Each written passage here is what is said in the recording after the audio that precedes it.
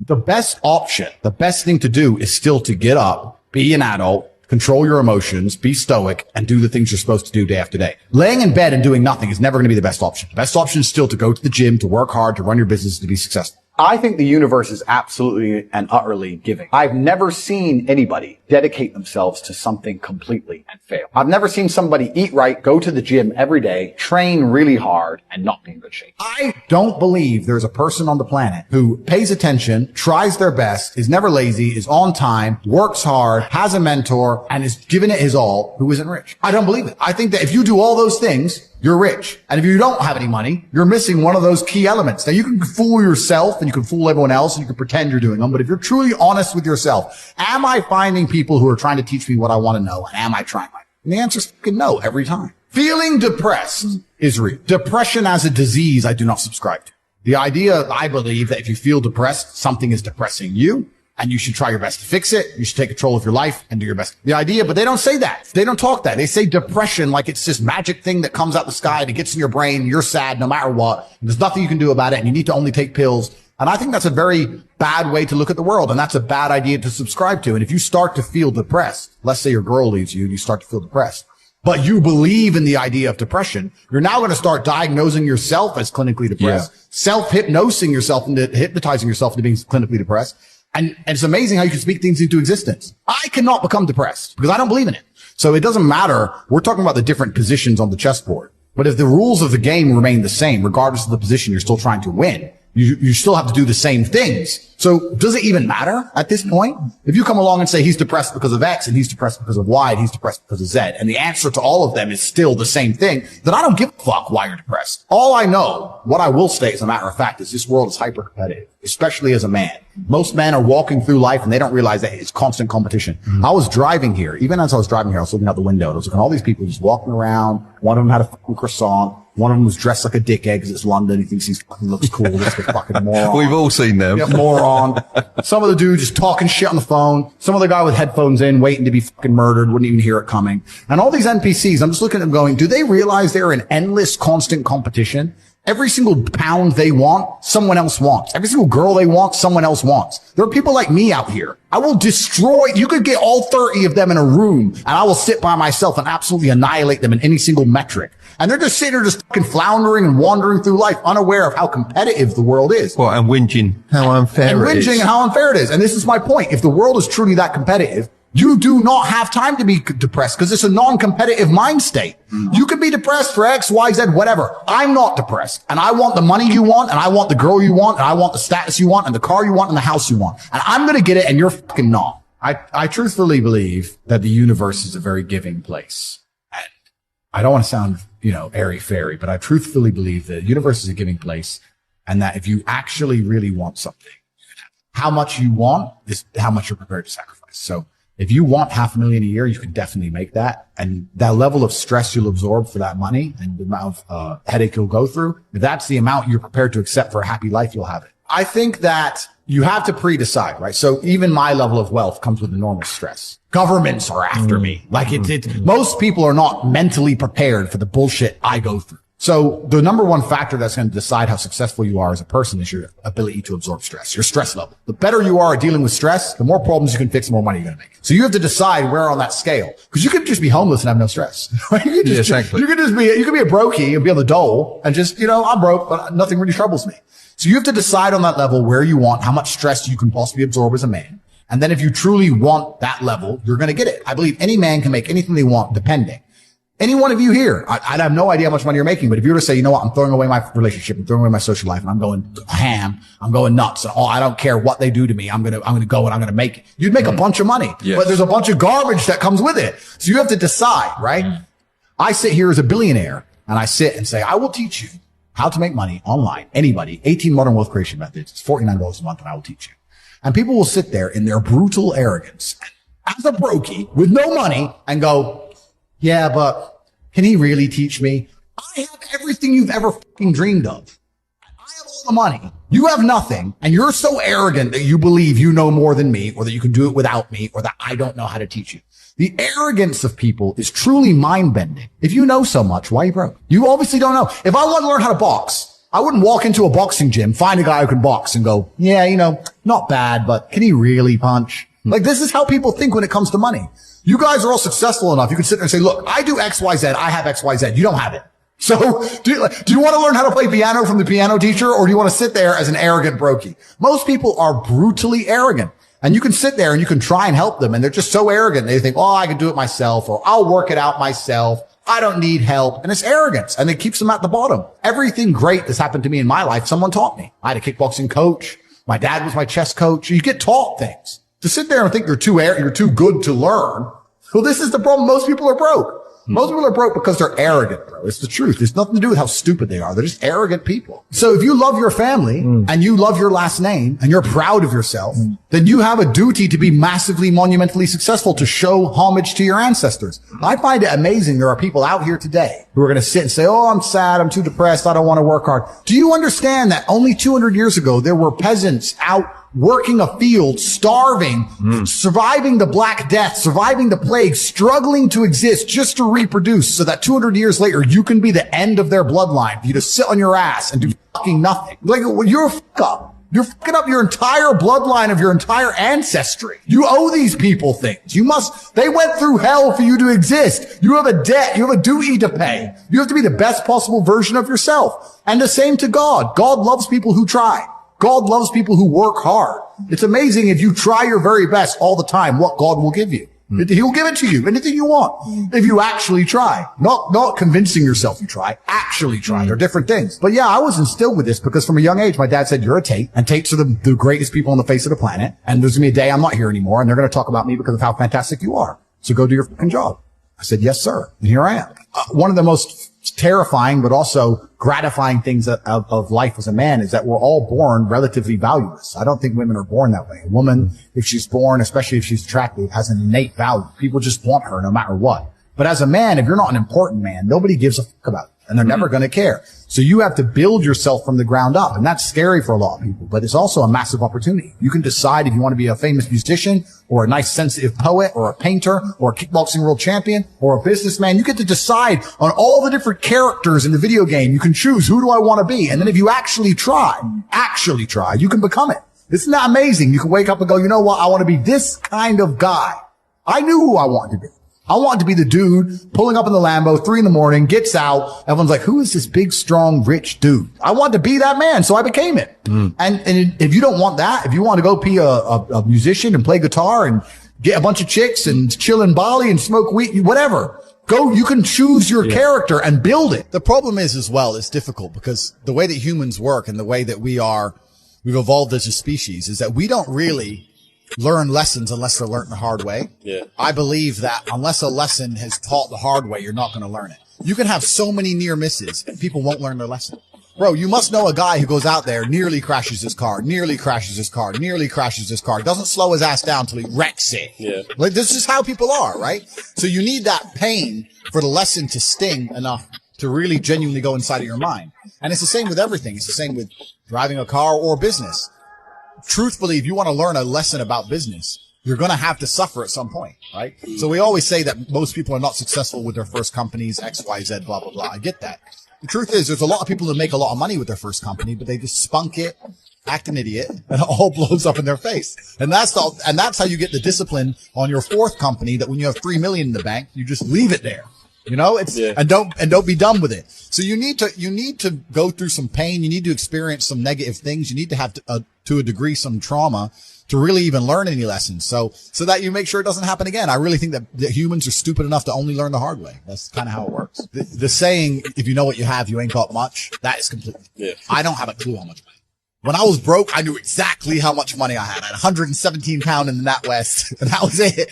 I'm poor, rent's paid, I ain't got nothing else. When I was broke, I knew exactly how much I had. But now I'm at a point where it gets really difficult to truly measure how much money I have. Because you have cash. Okay, that's easy. Even then, once you have a healthy respect for money, once you get past a certain amount of money, you don't need it in the bank. Like, there's no point in me having 50M liquid in the bank. Why? What am I going to buy? You know, you're like, as long as you have whatever you have in the bank to run around the world with, you have enough. So you try and put that money to use, right? You buy assets, XYZ. I don't believe in motivation as a concept. I believe in discipline and divine purpose. People who ask about motivation are basically saying, I don't feel like doing this. How do I feel like doing this? And the answer is, the true red pill is, you're never going to feel like doing it all the time. Sometimes you're not going to want to do it. Doesn't matter what it is. If I were to tell you to go surfing or skateboarding or driving a Ferrari every day, there's going to be days you wake up where you just don't feel like doing it, no matter how fun it is. That's life. But if you do not do it when you don't feel like doing it, you will never perform against the person who does it regardless of how they feel. You have to make a decision. Forget about the idea of motivation. Forget about the concept of it. Throw it away and decide who you are. And this is a genuine task you all complete. Go look in the mirror, look into your own eyes and decide, am I a fucking loser or am I a winner? Because if you're only going to do what you feel like doing, you are a loser. That is the definition of a loser. A man who only does what he feels like doing is going to lose against the people who perform regardless. If you lose, what are you? A fucking loser. I decided I was a winner, and I knew what it took to win. To win, I have to perform day after day, so I decided I'm going to do this every day, regardless of how I feel. Some days I'll enjoy it, some days I won't, some days it'll be fun, some days it won't. But I'm going to do it every single day to the best of my ability. I will not allow my emotional state to affect my actions. That's what winners do. And you've agreed to fight on the 13th of July. That day comes around. You might feel like fighting. You might feel like kicking someone's ass. You might not feel like fighting. You might be a little bit sick. But it's the day. The arena's booked. You have to fight. So you don't get to say, well, I don't feel like it now. You don't get to lose and tell people, well, I didn't feel like it on that day. You just have to do it. You have to be good enough on your worst day to beat your opponent on his best day. It might be your worst day. It might be his best day. You still have to fight. You still have to win. That's the game. So if people ask me about motivation, I make it very clear. I say, listen, motivation has nothing to do with any of this. This is about who you are. It's about your purpose, your divine purpose given to you, dictated by God. Are you the kind of person who lives a life worth living, or are you a fucking loser? Now, watching this, there's going to be some of you which fall into each category. You're not all winners. You're in the right place. But some of you are probably still lazy losers. That's the reality. I made the choice to do it all. For 10 years of my life, I was never comfortable because I put myself through hell. I put myself through hell because I decided to throw comfort away. Men think it's okay to just become comfortable now. You're not supposed to be comfortable. You were never evolved to be comfortable. You're supposed to be uncomfortable. If you were born 100 years ago and it was the 1920s, you'd be in some ditch in northern France, living in the fucking mud, hoping not to get killed by a random sniper in some bullshit war you barely understand for 4 years. Then you'd come home and hope your wife hasn't been bombed. That's the world. The world has become exceptionally easy for a lot of men. It used to be a different place. Most men were cannon fodder. Most of us would have ended up in wars, dying for fucking no reason. And me as a man, when I put myself through hell, when I have had such exacting, such stringent standards for myself, why would I then have less exacting, stringent standards on the people I meet? Why would I put myself through hell to be me and then meet someone who didn't put themselves through hell and then treat them like my equal? No, fuck you. I suffered when you didn't. So you're not my equal because you decided not to suffer. You have enjoyed comfort when I haven't, and that's fine, but don't expect me to look at you as my equal because you're not. I'll snap your fucking neck. I can never be depressed if I never slow down. Speed is extremely important. Speed defies gravity. How does a plane fly through the air and defy gravity? Speed. It's moving too fast to fall. If you're always attacking life, if you're always doing things, if you're always making more money, if you're always traveling the world, doing this, doing that, new car, here, there, new podcast, meeting James English, boom, boom, boom. If you're always doing things all the time, unhappiness can't catch you. But I also know that speed is a fantastic way to be happy all the time. I'm always looking forward to something. I wake up every day excited. I'll go do this today. I'll go do this today. I'll go do this today. And I very much live my life in a frame of, no, I have to do this. It's very much I get to do this. There's another thing that a lot of people make a mistake with when I talk to them. Like, I have to go to work today. Change your language. I get to go to work today.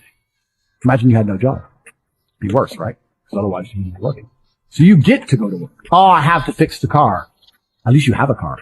You get to fix your car. Most people don't got one. I have to go get the kids. You get to go get the kids because you have these beautiful children who love you. If we were still in the animal kingdom, the lions that you see on TV, they weren't just born big lions. They had to fight other lions. They had to fight to get that antelope. They had to fight other animals, hyenas, jackals. They had to fight to be the boss. We're living in a comfortable world now where people think, it doesn't matter, it doesn't matter. But you know what? To some degree, it does matter. It does matter, and I'm going to tell you who it matters to. It matters to your soul, and it matters to God. I stand in the mirror with a pure heart. I know I am the best version of me that could possibly ever exist. I know that God is proud of me. There's nothing that God hates more than sloth and laziness. If God were to create a man and that man were to sit around and do all, God will frown upon you. It's why you're never lucky. If you're listening to this and you think I'm never lucky, I'll tell you why, because God dislikes you because you're fucking lazy. Start to work. Start to show God the beauty of his own creations. You'd be amazed how lucky you'll become. Wow. God is unhappy with these people. And inside their hearts, they're unhappy. We talk about depression, anxiety, all those things you mentioned earlier on this podcast. That comes from self-loathing. You loathe your own weakness. You loathe your own laziness. This is what all of these things are. I don't feel depression. How can I feel depression when I'm the most powerful version of me that I could ever fucking be? How can I feel depression when I could squeeze my own hand hard enough to break my own bones? How can I feel depression when I've smashed and destroyed 68 people's faces in front of me, men who thought they could test me in fair combat? How can I feel depressed? It's impossible. This is what the beautiful thing about being a man is, right? It's because being a man is difficult. It's so much harder than being a woman. Being a man is hard mode. But just like you play the video game on hard mode, when you win, you get a higher score. There is no better existence than a top tier male. I think that most people failing in life know very well they're failing. And it doesn't matter what avatar you decide to absorb or who you decide to be. You can decide to be it, and you know true in your heart if you're giving 100% of your energy towards becoming it or not. It doesn't matter if you want to become a famous musician. Doesn't matter if you want to become a bodybuilder. Doesn't matter if you want to become a pro fighter. Doesn't matter what you want to be. You know in your heart if you're actually trying or not. You have to decide what you want to be and try and become it. And a lot of the people who are genuinely unhappy or miserable in their hearts know they're not trying. I actually believe, and this is another thing I'll say, I believe the universe is very giving. I think the universe and God himself is very giving. I've yet to meet somebody in all my years who is genuinely giving 100% of themselves day after day, doesn't snake anyone, firm handshake, look you in the eye, doesn't lie to nobody, and tries 100% and doesn't get what they want. I've never seen it.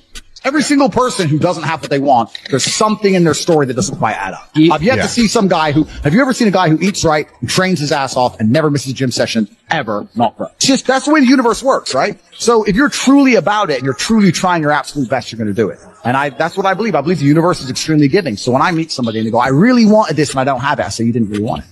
I think we're here to struggle. I think we're here to go through pain. That's so I wake up each day and go, what can I attack? What problem can I solve? And look at history. Why did Genghis Khan wake up and want to conquer the whole world? Why did Napoleon conquer the world? Why did Alexander the Great conquer the world? You just wake up and just say, give me this, give me that. I want all of it. I need to, there's an army there. They're really big. We're better. It's intrinsic. Yeah. You need to go and conquer. That's the purpose of life. Because if you don't struggle, you don't learn. Yeah. God created us to learn and understand ourselves and understand other people and understand the world. And what did I say earlier? I said that you don't learn a lesson or you don't appreciate something without pain. So you have to struggle to learn anything.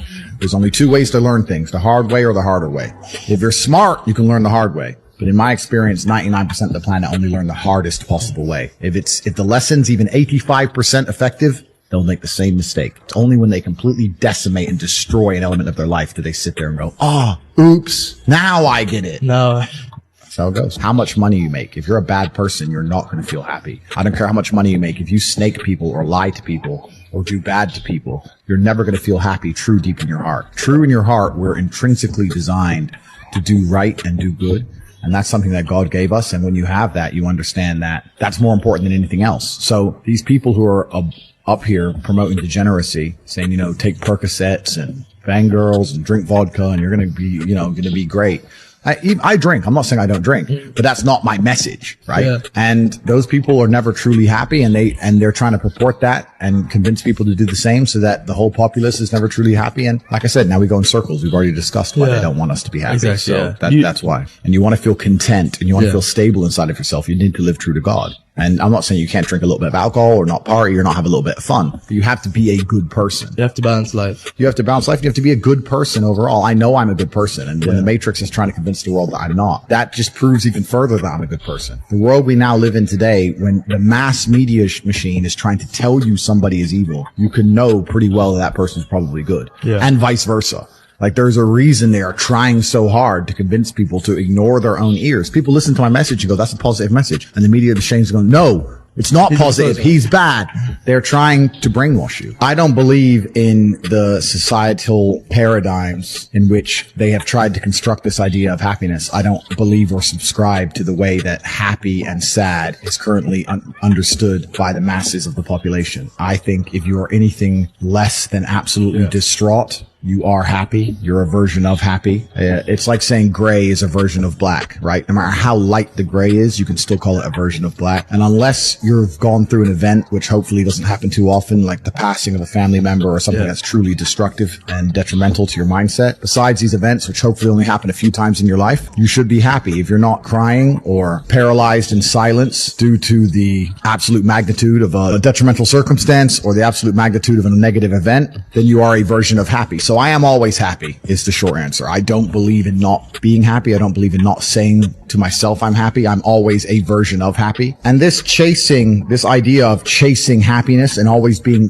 concerned and preoccupied with how happy you are is actually the biggest mistake that a lot of people make, I think, in the world today, especially men who wake up and go, I don't really feel happy, so I need to get happier. And that's how they end up down a hedonistic path of drugs or alcohol or gambling, chasing pleasure. I don't care how I feel. I don't care if I feel happy or sad. It doesn't really affect what I do each day. I do the exact same things. I act the exact same way. I don't care. I don't put weight to the significance of the emotion.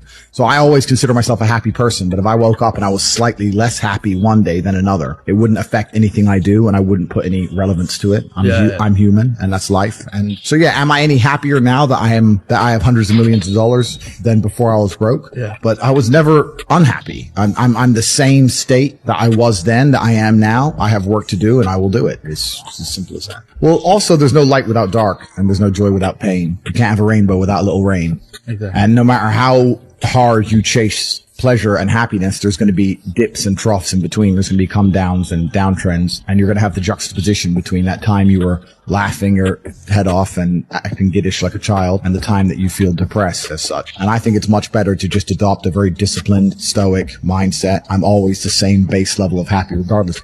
If I lost all of my money today, I would be the same happy. If my net worth quadrupled, I'd be the same happiness. As long as I am alive, which is a struggle, unfortunately, in the current climate, but as long as I'm alive and the people I care about and love are alive, and as long as God gives me the honor of doing my duties and providing for the people I care about, as long as I get to wake up and know that there's a whole bunch of people in the world who need me and I get to work hard to please them and do good for society and good for the world, then I'm a vessel of God and I'm happy enough to survive. That's all I look at it as. I don't ever consider how do I feel. That doesn't cross my mind. I have things to do. I have things to do. You're too busy to think about that. I'm too busy. I have things to do every single day. I have very important things to do, and how I feel really is not going to affect how I complete those tasks. Right. And when I speak to men, they say I'm unhappy or I need to be happier. I think that's absolutely the wrong frame of life. You're a man. You have duty. You have honor. You have things you should be doing regardless of how you feel. And the people who are perma-obsessed with happiness or sadness, I just think it's the wrong paradigm to view the lens of life. I think you should get up and do what needs to be done. You're distracted and you're self-obsessed. When you're sad, you're sitting at home, me. It makes you very selfish. You don't care about your community when you're sad. You don't care about your country when you're sad. You don't care about the injustices of the world when you're sad. You don't care about trying to actually go and make the world a better place because you're too busy thinking about yourself. So they want you miserable, semi-depressed, sad, unhappy, so that you can sit at home and accept them doing whatever they want to the planet and other people without ever talking or standing up or doing the right thing. If you're happy and motivated, you're going to be far more likely to fight against injustices. So the fact that I have mass influence and I can just make people feel better is a threat to them. They don't want me to make people feel better. They talk about men's mental health and pretend to care, but when I come along and genuinely help and stop people from committing suicide, they delete me. They don't want that. They want everybody semi-depressed. They want you miserable. They want you distracted so that you're too busy crying your eyes out in a room somewhere or sitting in deep thought, worrying about this girl who left you so they can just continue to run the world. We're currently in a fight of good versus evil. It's genuinely that serious. This is whether it's the Bible or the Quran or any superhero movie, this is the battle of good versus evil. And anybody who's sitting, who doesn't see that every armed conflict on the planet, the conflict for our minds, the way the Matrix is attempting to control us, this is genuinely a battle of God versus Satan. And if you think that you can just sit idly by while these two titans go to war and you're not going to end up caught up in the crossfire, then you're absolutely and utterly ignorant at best, a coward at worst. And I think it's most likely cowardice. We're in the middle of the greatest battle that humankind has ever faced. And unless people stand up and actually try and fight hard for good and for God. The reason I talk about not to tell people I've had a hard life, it's to make it clear to people who are complaining about their own life that the bad things that are happening are what you need to become the man that you want to be. I can't talk about women because I'm not. I actually think trauma is terrible for women because it masculizes. They become cold, and that's not attractive. Right? We want feminine, pure, protected women. I don't want a woman to ever go through anything bad in her life. A man should go for her, protect her. So I think that's how she's her best self as a woman. But I think to be your best self as a man is the absolute opposite. Someone emails, this has happened to me. I'm like, good. No, what do you mean good? It's terrible. How else are you going to become important? How else are you going to find endless fire to get up and struggle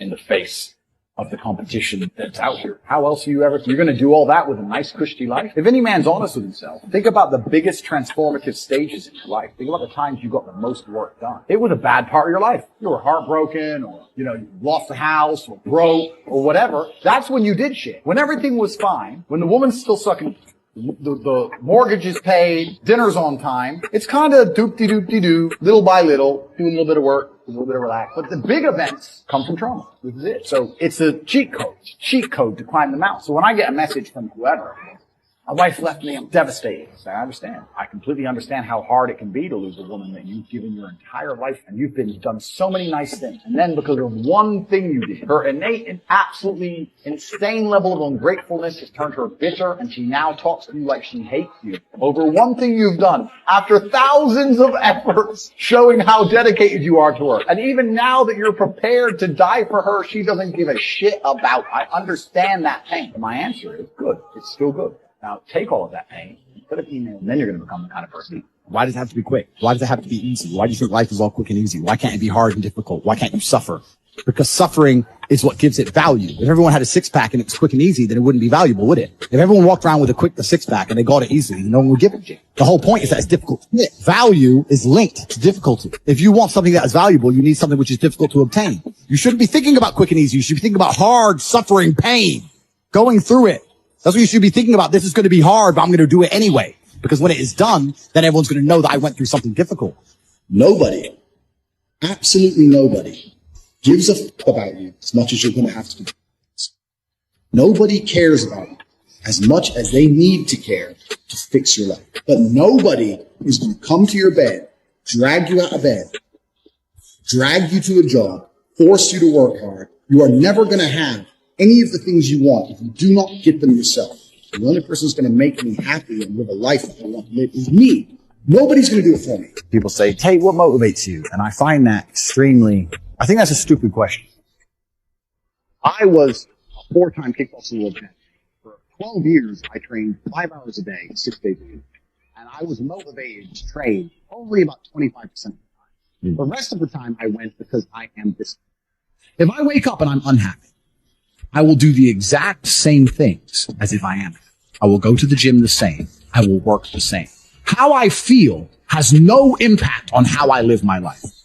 We're grown-ups and we have responsibilities and we have problems and we have pressure, and you don't necessarily have to be happy to perform, and happiness will come at the end of the performance anyway. But if your number one goal as a man, if your number one mission in life is just to be happy, that's going to be an extremely vacuous existence, and you're not going to be a man of substance. Your ability to deal with stress, the amount of stress you can deal with as an individual, is directly correlated to your success. If you can deal with stress all day, you're going to be successful. If you collapse under stress, you're not going to be successful. There's no way to the top without stress involved. But there is a massive correlation between success in life and stress tolerance. The more stress you can tolerate, the better your life's going to be. One of the only things in this world you can control is your state of mind. You can't control the weather. You can't control other people. You can't even control your health. One of the very few things in the world you have genuine control over is your state of mind. If you can't control that, then you're just a feather in the wind. Yeah, and that's the thing about the way I talk and the things I say. Some people find it inspirational, and some people are upset by it, and their ego prevents them from learning from it. Yeah. But it's the kind of people who are really genuinely upset by what I say are the kind of people who can't truly learn anything and become successful. Yeah. I obviously know what I'm talking about to some degree, right? So if Mike Tyson walks in here and tells you he's going to teach you how to box, says you can't fight, you're a puss, if that upsets you, then you can't learn, right? It's Mike Tyson. Just shut up and listen. If someone, Richard Me, comes along and says, Andrew, you don't know shit, you're a dumbass and you're a brokey, I'm going to sit there and go, okay, maybe I'm a brokey. Elon, tell me something, right? I'll listen. But if you're going to sit there and go, don't call me names and I not listen, you're never going to get anywhere, right? You don't become the master unless you're very, very good at being a student. And I've always been very, very good at knowing when to shut up.